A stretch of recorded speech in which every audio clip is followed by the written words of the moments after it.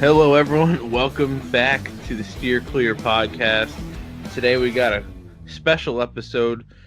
This is our 2019 NASCAR Awards show. We've got our own awards to come up with and, give them out. Maybe we'll get them to the drivers themselves. I'll see if I can afford the shipping on all that. And today I'm joined by Stephen Ray and Rob Prittie again. How's it going, guys? Lovely. Good, man. Glad to be back. Yeah, we were gonna have Wes, but Wes is he's got some prior commitments apparently, so maybe he'll join in the middle, maybe not. We don't know. We'll see how long we got this going for. But without further ado, let's get into the first award, and that's going to be the most annoying lap car. I want to start with Steve. Who do you got as the most annoying lap car this year? Well, mine's got to be Garrett Smithley. We saw him in the Cup Series at Vegas, kind of mess up Kyle Busch's run, and then Kyle Busch went on his whole rampage about the lap cars. And then we also saw Smithley at the Kansas Xfinity race, and that caused the leaders to crash there, and he came up the track and took the blame for it, but he needs to learn how to get out of the way. Yeah, my vote also goes for Garrett Smithley. I think we could have called this, maybe we should call this the Garrett Smithley Award for future years, but I agree. I don't know who else could really contend with him. Maybe Mike Harmon. My vote's also going to go for Garrett Smithley. All right, so I don't have to break the tiebreaker there. It's a pretty unanimous decision. Garrett Smithley, the winner of the most annoying lap car award. And now the next award, we're going to go into some more, success. This driver wasn't getting lapped too much. The best driver to not win a race award. Steve, who you got on tap for that? Well, while it was a disappointing year in 2019 for Jimmy Johnson, I still think when you look at the field in terms of drivers who didn't win, out of all those drivers, I still think Jimmy Johnson was the best one to not win a race. When they made the crew chief swap from Jeff Mendering to Cliff Daniels, we saw a little bit more speed out of the 48 car, still not where they need to be. But towards the end of the year, we did start to see some more speed coming out of the 48 car, especially with this last year in the his last full-time season coming up here. It'll be interesting to see where the 48 car is going to be in terms of speed, if they can contend with the other 300 cars. But for 2019, my best driver to not win a race has to be Jimmy Johnson. I'm going to go... Boy, it's a toughie. Because I realized some of these guys who I thought didn't win actually won. I'm going to go with Ryan Newman. I think he was the best driver who didn't win a race. I don't think he was really that close to winning many races, but I think he outperformed his equipment basically the entire season and put himself in contention to win races, especially Talladega. Yeah, I think if I had to pick one of those two, I'd definitely go Ryan Newman. Putting that 6 car back in the playoffs, very strong performance. And excuse me, I think Ryan Newman has definitely outperformed his equipment over the years. Definitely, he got RCR really up there, and now you look at RCR now since he's been gone, they've been going south, and Ryan Newman's in the playoffs. So yeah, I agree. Ryan Newman will give him the winner for the best driver to not win a race.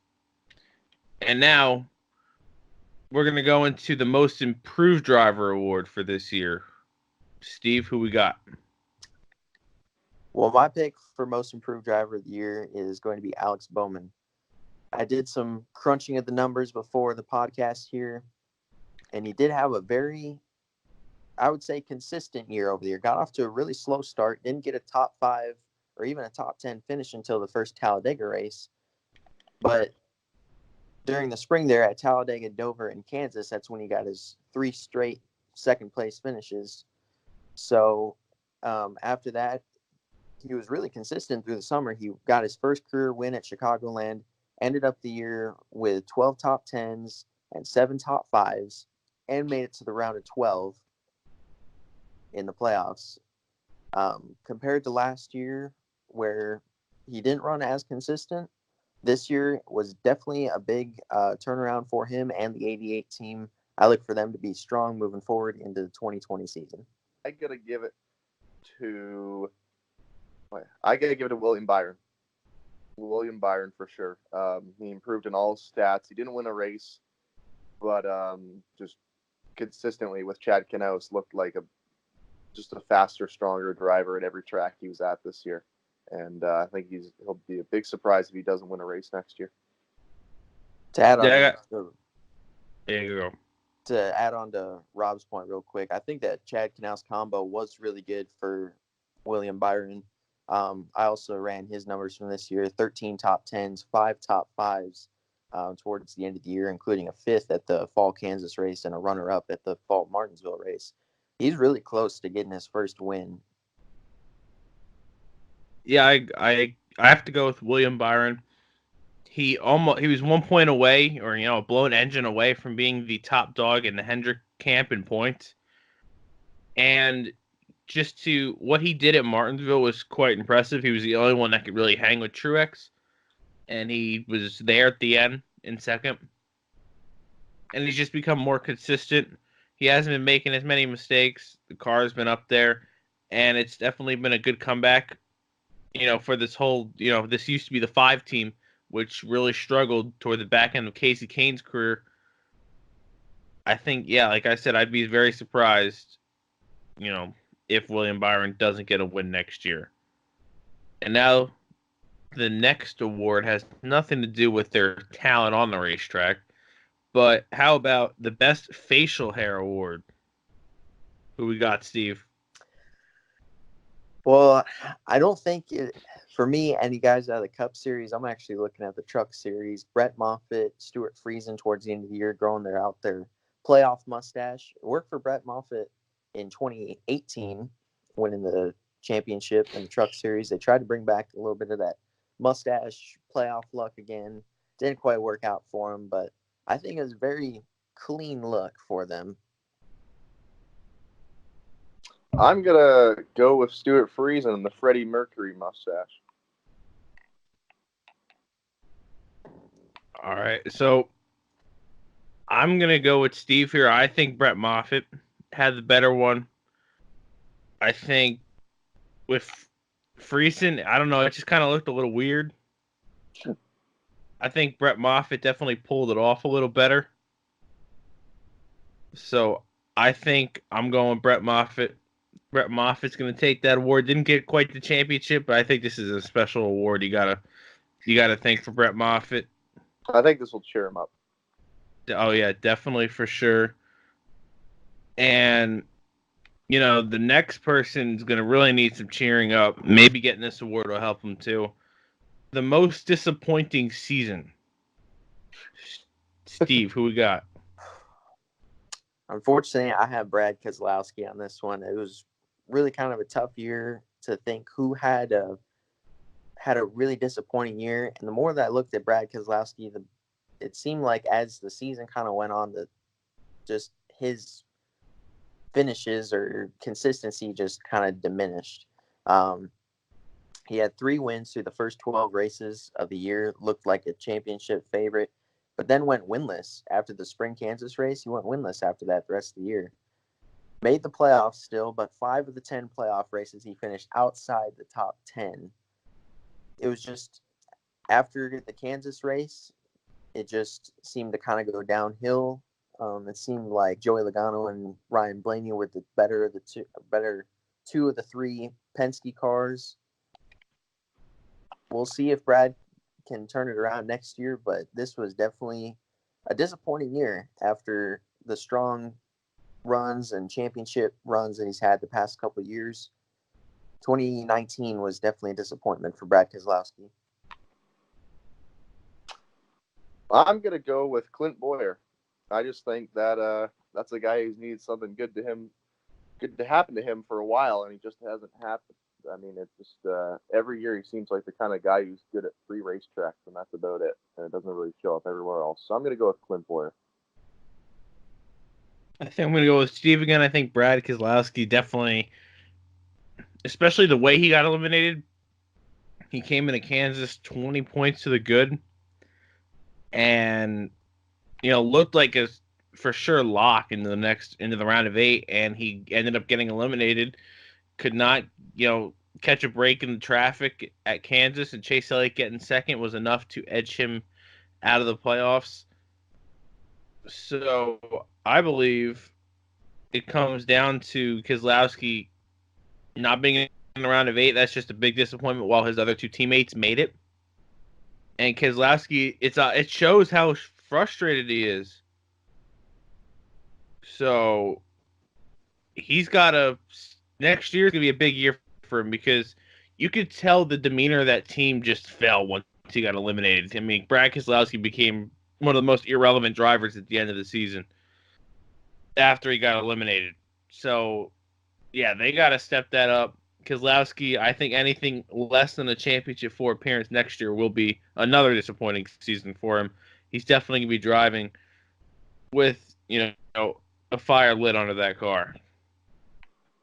It was so interesting to see, too, that this year the talk around Penske, Logano was consistent at times, but then there are just some races that I watched that I just kind of forgot that Keselowski was there. And it's so interesting to see that we see this with Stewart-Haas, too. Harvick running up front and the other cars just kind of running behind, of how these cars come out of the same shop, but how one could be running up front, one could be running back in 25th. This is definitely kind of a put up or shut up year for Brad Keselowski coming up. Yeah, definitely. Big for Keselowski next year. Just with the team he's got, definitely can't be getting eliminated in the round of 12 again. Now, we're going to move on to the best driver off-season move. I think, which driver had the best change in scenery this year. And I'll actually start with Rob on this one. Which driver do you think in a new car this year in the Cup Series or any series really made the biggest difference for him?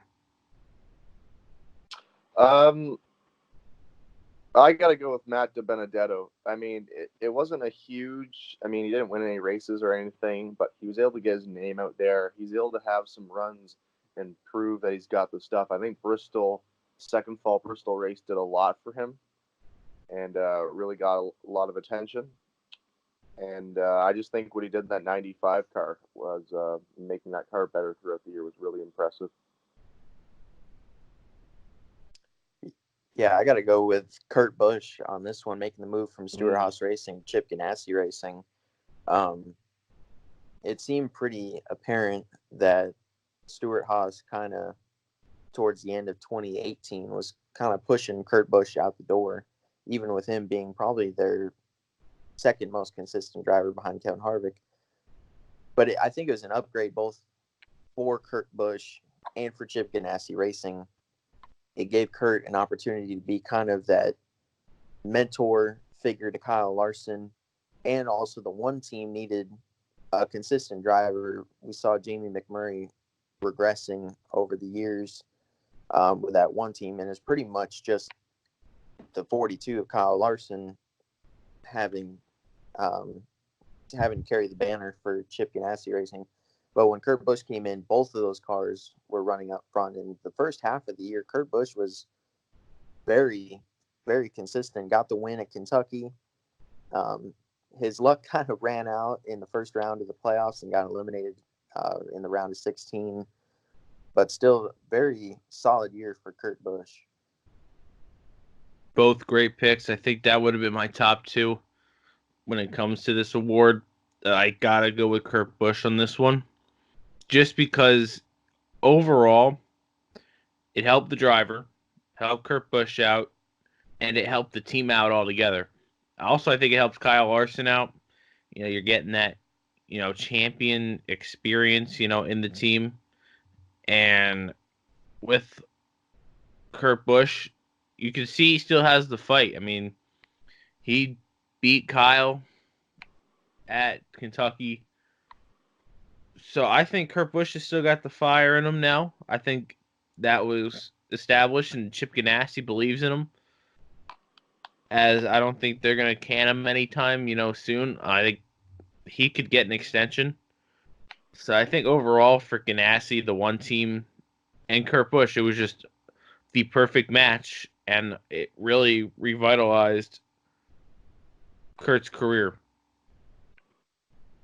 And now we're going to go into the best super speedway racer this year.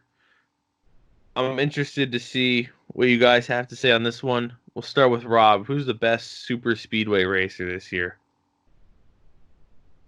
Boy, that's a tough question. A lot of guys who are consistent, a lot of guys who are decent.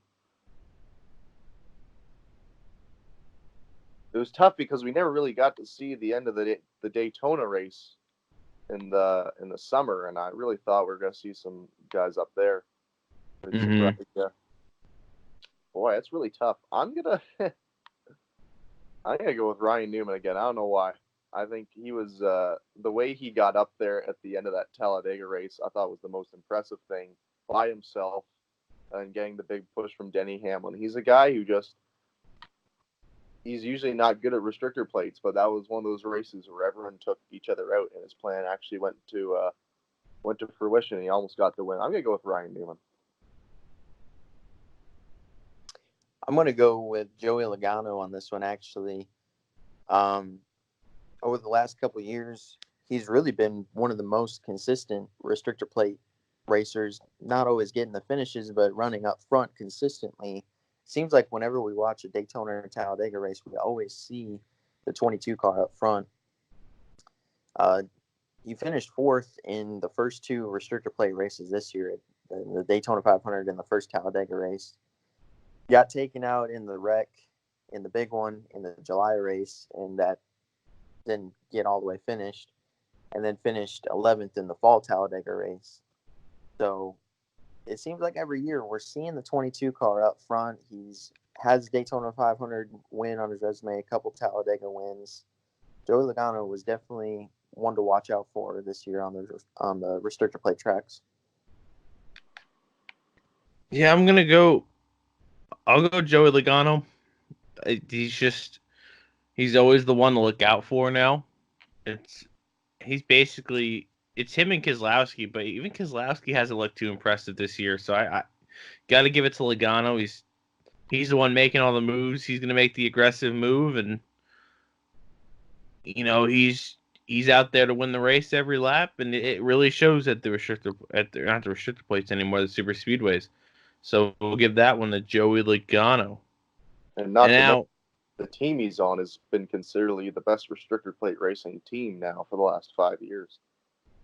Of course, Penske looking good on the super speedways, getting a lot of wins with Keselowski and Logano there, and even Ryan Blaney getting the win at Talladega this year. So Blaney joined the party for Penske at the super speedways. And now, super speedways, leads to some incidents, and that brings up the next award, the best wreck of the year. Steve, I'll have you start on this one. Well, going back to the July Daytona race, I think it's got to be the big one from that race, getting down towards what would be the end of the race. But drivers knew that rain was on the way. We saw going down into turn one, Clint Bowyer tried to make a move on Austin Dillon. Austin Dillon tried to block it, and Clint Bowyer was there. And that took out probably about 90% of the field. There were only a couple cars after that. And then, of course, the lightning struck, and Justin Haley went on to get his first career win. But definitely that wreck took out, I don't even know how many cars, 20-plus cars. So as far as best wreck of the year, thanks, Austin Dillon.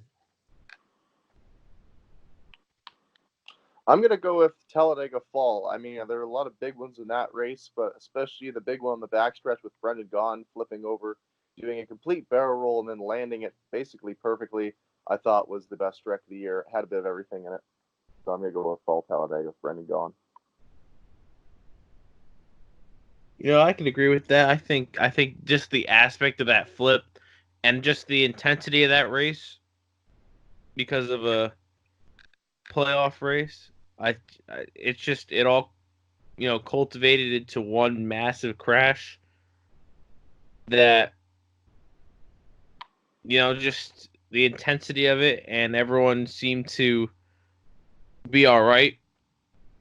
Both viable crashes for this award, but I just think you got to give the edge to the Dega race, just because of how crazy that race was, and then the flip aspect was just it gives it that little edge. So we'll give that one. I'll give that one to Brendan Gaughan. I think I'll give that award to him. I'll deliver it to him because he's the highlight of that wreck. Now we go to the worst driver to win a race this season in any series. Well, it wasn't Matt Steve. Well, Wes and I were both kind of collaborating on this one, and Wes brought up the point and the statistics and everything, so we'll really credit this one to Wes. But we both said Brandon Jones. He got the win at Kansas, but that's his only career Xfinity win in, is this a fourth full-time season? So he started out the first probably quarter of the season looking really consistent. It looked like that 19 Xfinity team was turning around, and then it was just typical Brandon Jones after that, just finishing outside the top 10, top 15, missed the playoffs. Ryan Sieg made the playoffs over a Joe Gibbs racing car. I don't think that the Kansas win is going to help him moving forward at all. Honestly, I think it was a fluke. Hopefully he proves me wrong, but I think the worst driver to win a race this year has to go to Brandon Jones. Well, I do believe, didn't Brandon Jones did make the playoffs?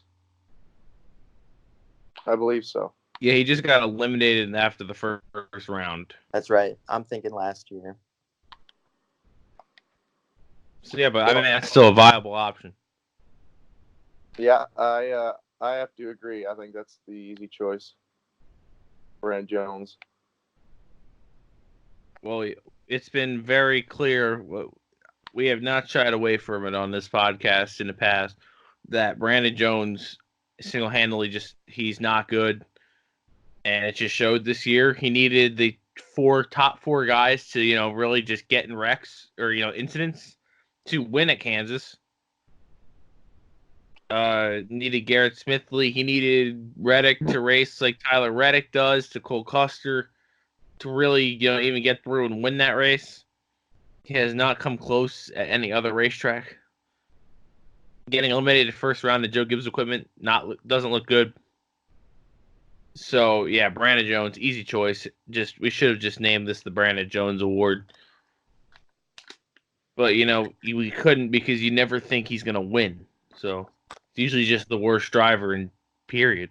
Good point. All right. The next award, we're going to go with Comeback Driver of the Year award. Maybe a driver that struggled in 2018, but really came back in 2019 and really just had a comeback season. Steve, who we got? My Comeback Driver of the Year, it seemed like a pretty easy choice looking at the numbers, is Denny Hamlin. He went winless in 2018, finished 11th in the points last year, or in 2018. But this year, really stepped it up, turned it around. I think the pairing with Chris Gabehart was a great combination.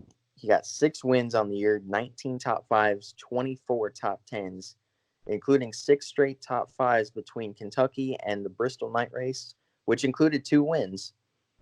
And he made the championship 4. He was one of the title favorites, had a lot of momentum going into that race, didn't come away with a championship, but this was arguably a career year for Denny Hamlin. And if he can keep that going into next year, I think he's going to be a championship favorite next year too. I agree. I'm going to go with Denny Hamlin for the exact same reasons that Steve said. Coming off a year where he hadn't won, he'd never done that before, and he went out and won 6 races, including the biggest one of them all. So it goes to Denny Hamlin. Yeah, I think that was an easy award to give to Denny Hamlin.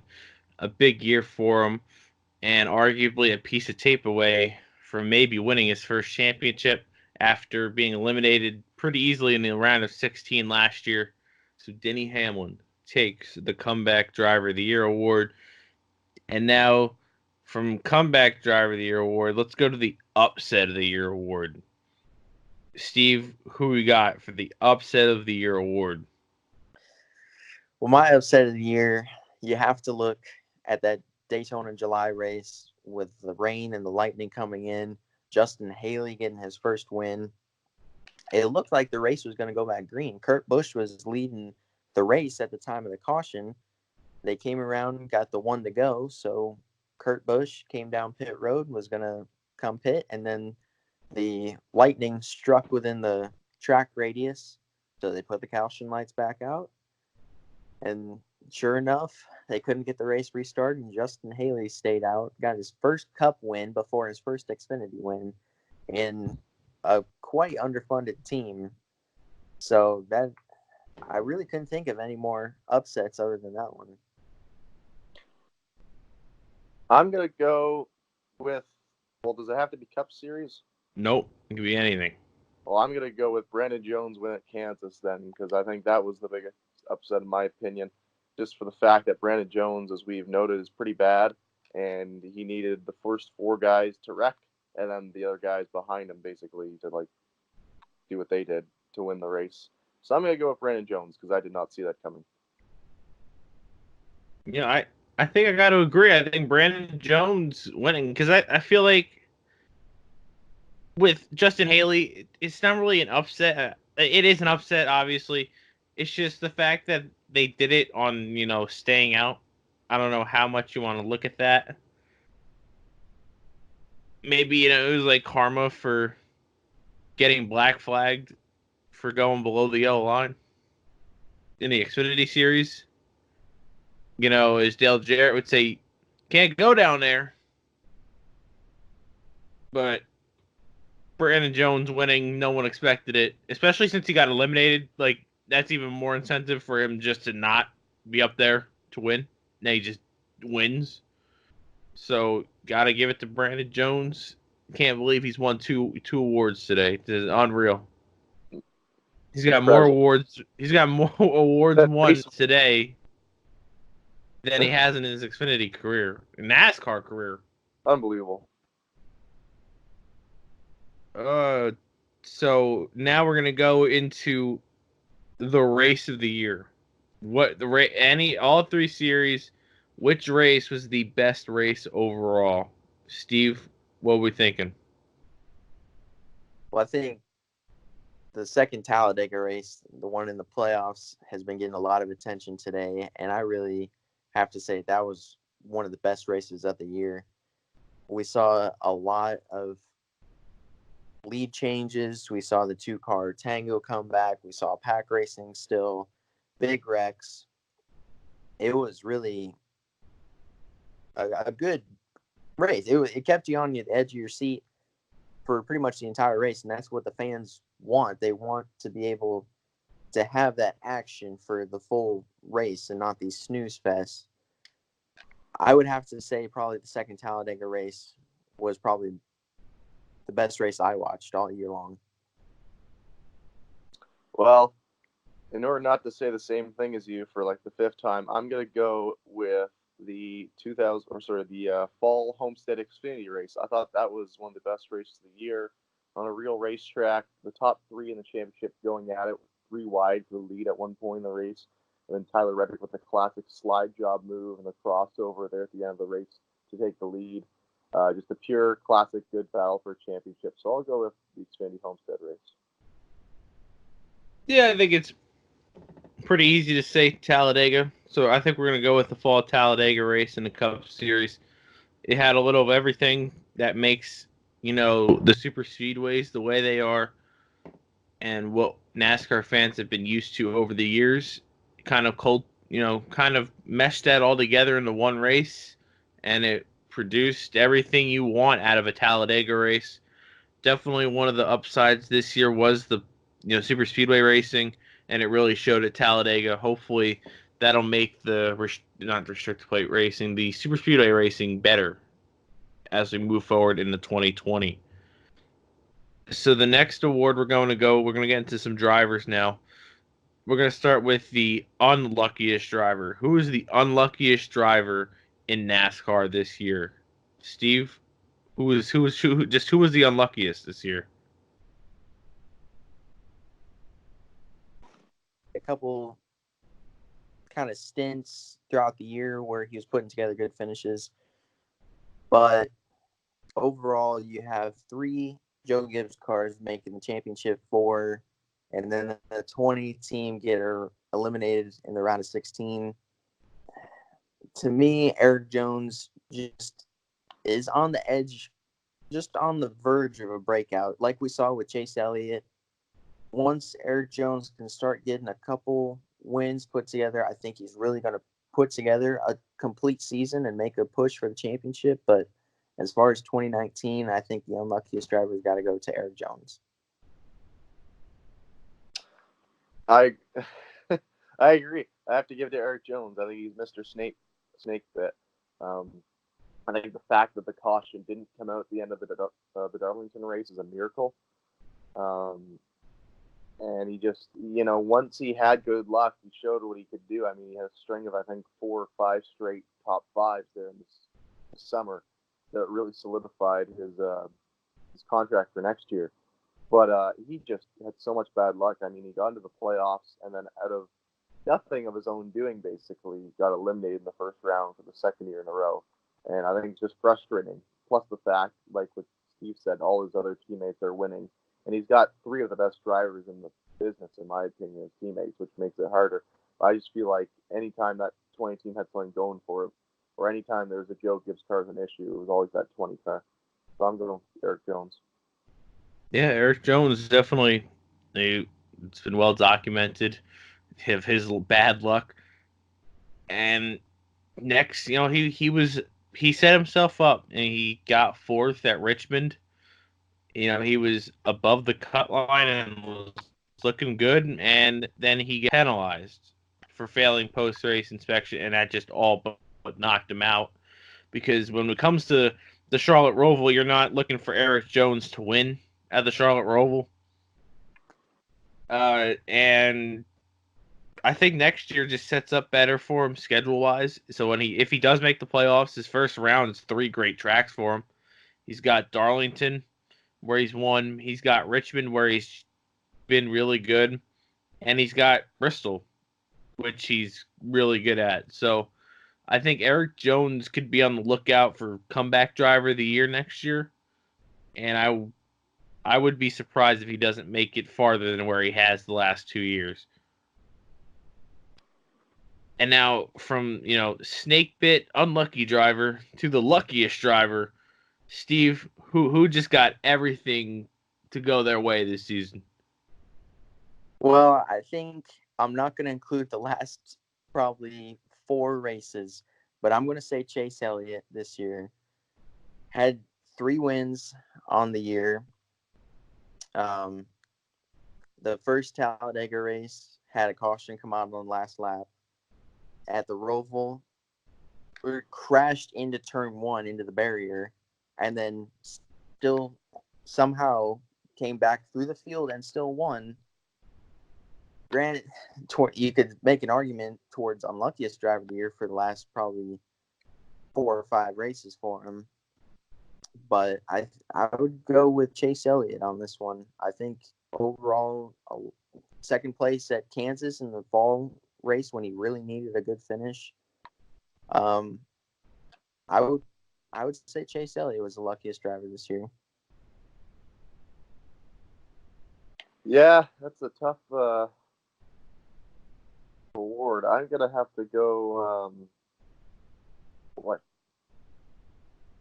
I just for that single round alone, in that unbelievable playoff round, I have to go with Joey Logano. I know the guy only won 2 races this year, but I've never seen a guy not start a race in a playoff round because his car was broke, and then get into the big one at Talladega, and then crash and spin through the middle of the grass with 5 laps to go in the final race of the round and move on.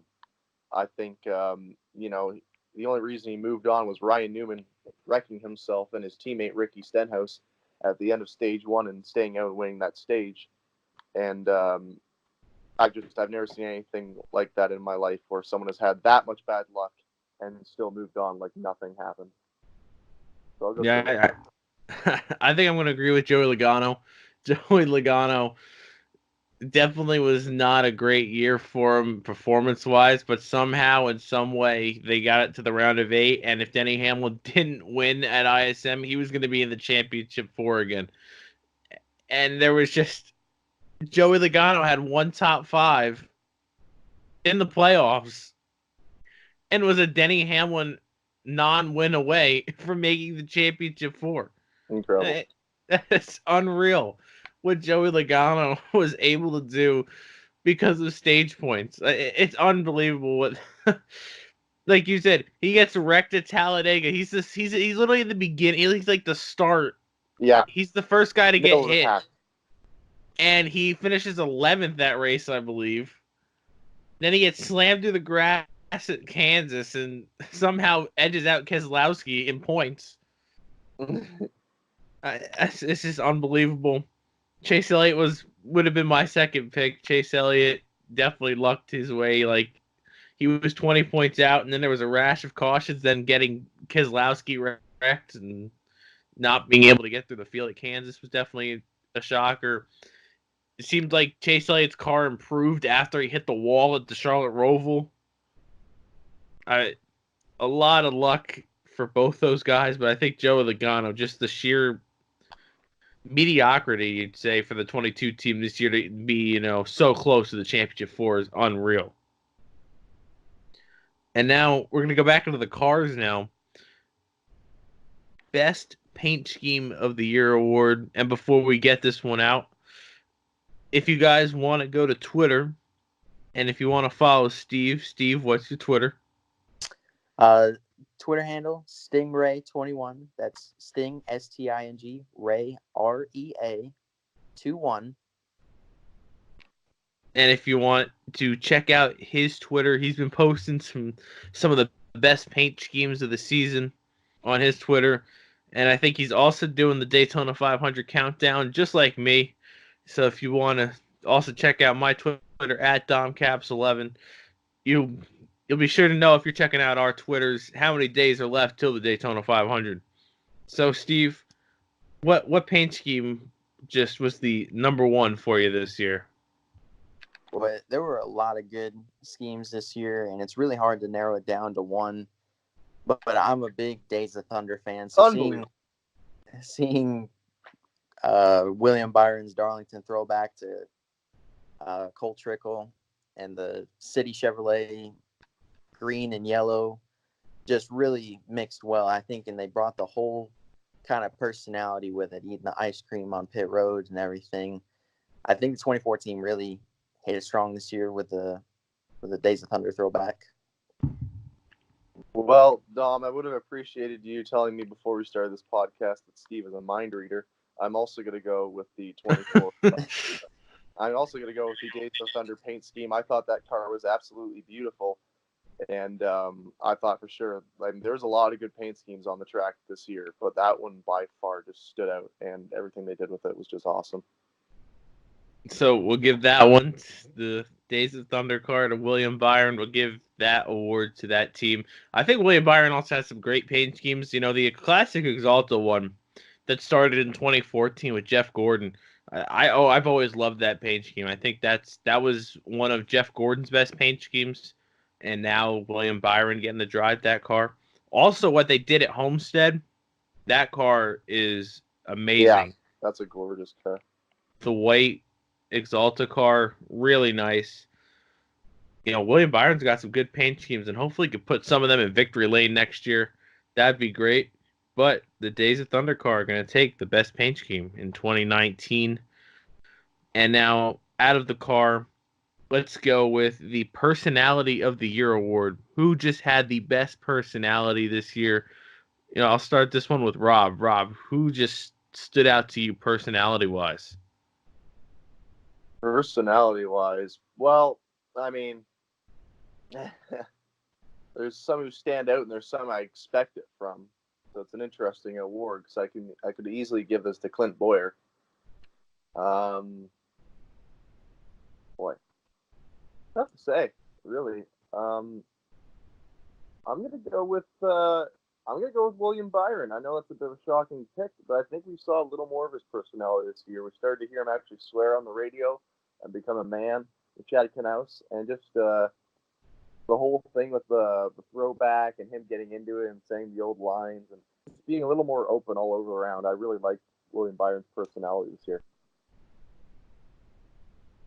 I'm going to go, not really much of a surprise to anyone. I'm going to go Kyle Busch on this one. You can almost expect it from him every week if something doesn't really go the way that they want it to, or he finishes second, or has a Garrett Smithley in the way of him. You always want to tune in for the post-race interview with Kyle Busch, whether he's going to get angry at another driver or angry at the media or something. I think it's something that people just have to tune into. Seeing Kyle Busch, he has one of the strongest personalities in the garage area. He's got probably the hottest flame lit under him. It's fun to watch Kyle Busch and his personality, and it'll be interesting to see maybe if his kid can kind of be like a Kyle Busch Jr. in the future.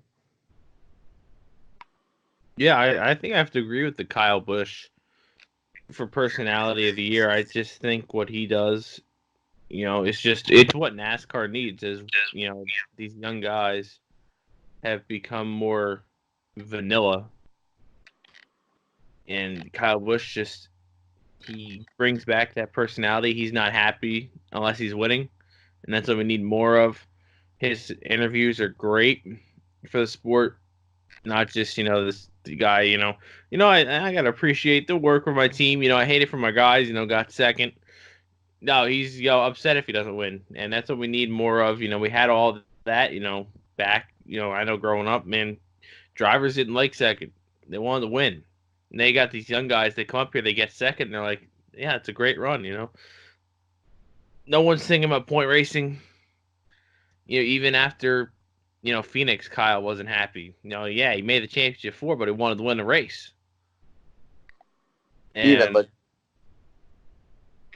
even look at Kyle Busch as a truck owner, and with him, with both of his trucks, Todd Gilliland and Harrison Burton, not making the playoffs of the Truck Series, Kyle's been very vocal about that, both those teams this year, and how they've been underperforming and everything. So not even as a driver, but as a team owner too, he's very vocal and has a strong personality about it because he just wants to win. If he's not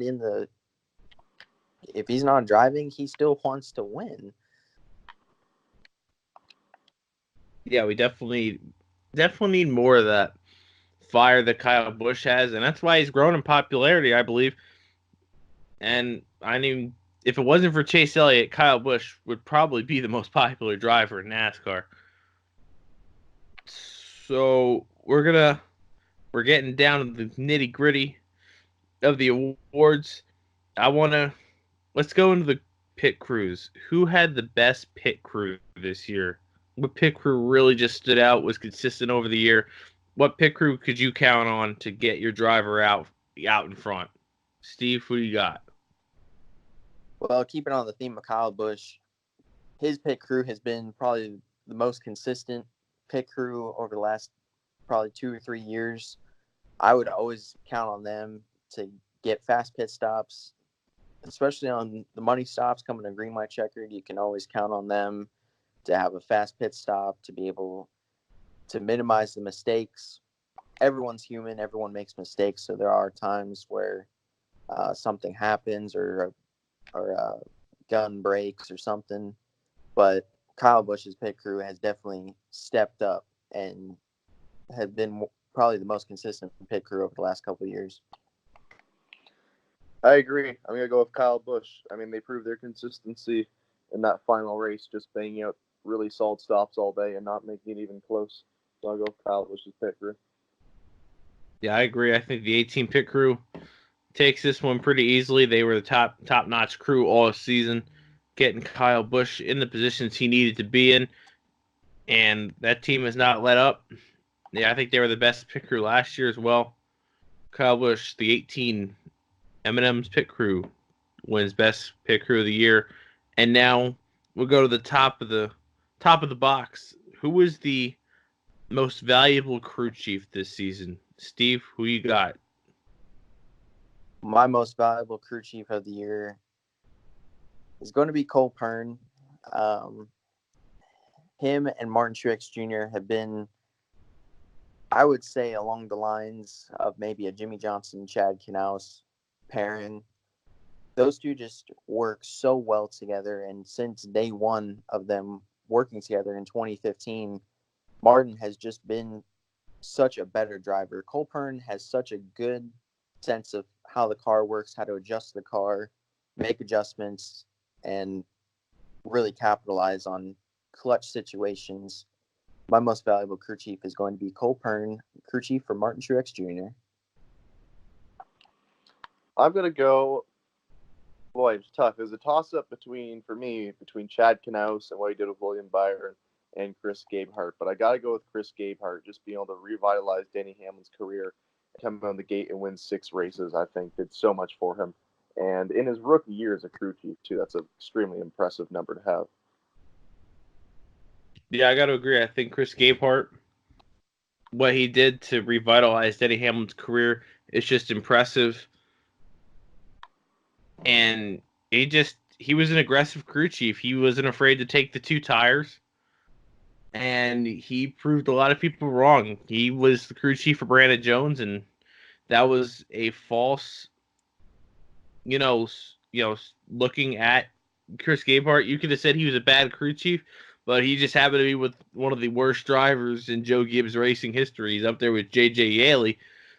So you can't really get a fair judgment off of crew chiefing Brandon Jones. So, that was good by Joe Gibbs to pair him up with Denny Hamlin. It just seemed like the perfect match. And Chris Gabehart, it looked like he's been on the pit box for Denny Hamlin for years now, and it was only one season. So I think for Denny Hamlin, this could be the start of a stretch here where he could contend for multiple championships. I know Dale Jr. talked about it before the Homestead race. He said Denny Hamlin could turn into a multi-time champion here in the next few years with Chris Gabehart at the top of the box. I think they just clean up that pit crew a little bit, and I think that team is going to be a top contender here for a long, not long time, but, at least the next, 3 to 5 years. And that leads us to the final award for this award show, the most valuable driver. Which driver took the team on his back and just went out there and was the best week in and week out? Steve, who was the best driver this year?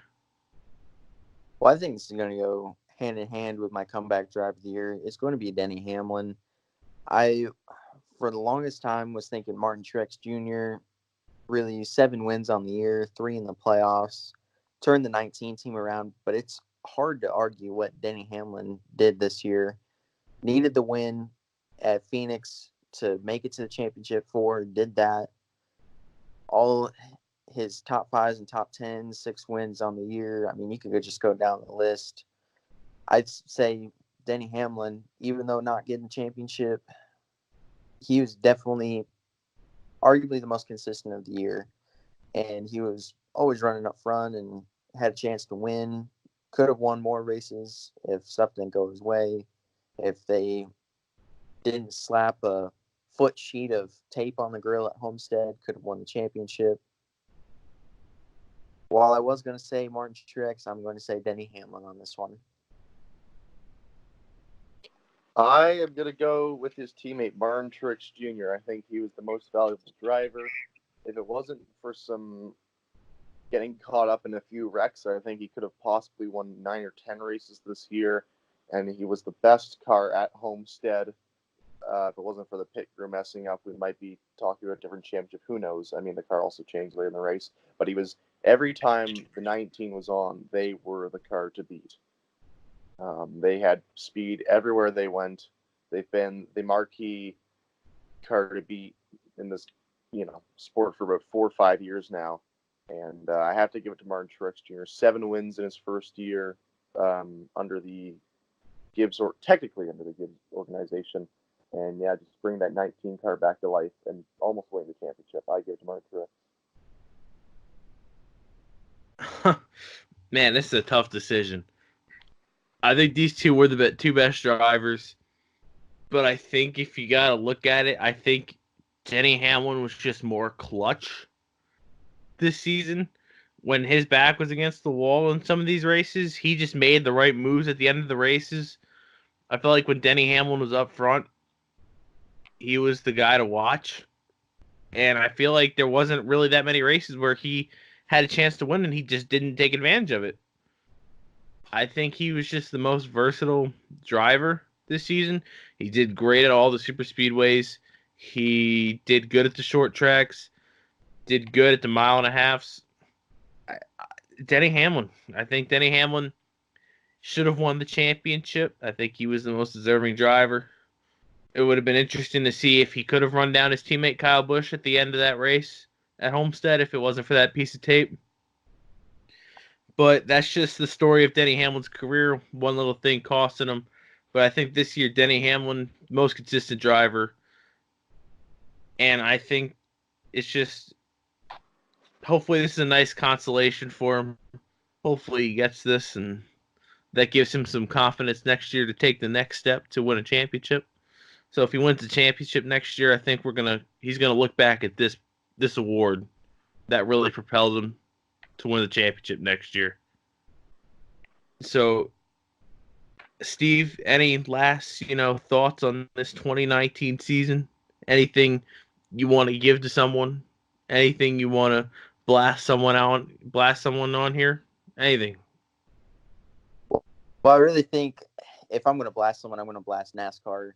We've been talking all year about the packages, especially at the short tracks, about handling and aerodynamics and everything. They need to change this package. And especially with ISM going to be the championship race next year, something needs to happen. It needs to happen quick, because if they're going to have another type of race like we saw at ISM this year, it is going to be one of the most boring championship races that I've seen in a very long time. NASCAR, you need to do something about this. It's what everyone wants. The drivers are saying it. The fans are saying it. Media is saying it. Do something about it. So NASCAR, get your head out of your rear end and change it. Rob, anyone you want to put on blast here? Well, I just want to congratulate all our award winners. First of all, I think, good luck to all of them going forward. Hopefully these awards can really spark them in the right direction. And, hopefully NASCAR can make some good decisions. Hopefully they can listen to the fans and, fix the short track package, because that would be that'd be a huge disappointment if we go back to Phoenix with what we had this time around. Yeah, some tracks like Martinsville just, we can't be having people lead 450 laps because no one can get up to them. Embarrassing. Can't be having that at Martinsville. Martinsville, one of the best tracks on the circuit, and to ruin Martinsville, you must have screwed up something. And this package has been pretty awful. Definitely not. It was good at maybe the mile and a half, but it's just so hard to pass. If it were up to me, let's just get these, Gen 4 cars back out there on the racetrack. Race like that, I think that was the best racing, but they won't do that because apparently they're not safe enough for today, which is a joke because I feel like we've had more injuries with the new Gen 6 car than we have with the Gen 4 cars. But, this ain't up to me. It's up to NASCAR. But I think we'll wrap up the 2019 season with that. Congratulations to all our award winners. Hopefully your awards will be out to you soon. And thanks to Steve and Rob for joining me today. I'm Dom Caps. We'll see you for the 2020 season next season. But don't worry, we'll still have some weekly podcasts on some other topics. So we will see you next time for another episode of the Steer Clear podcast. Have a good one.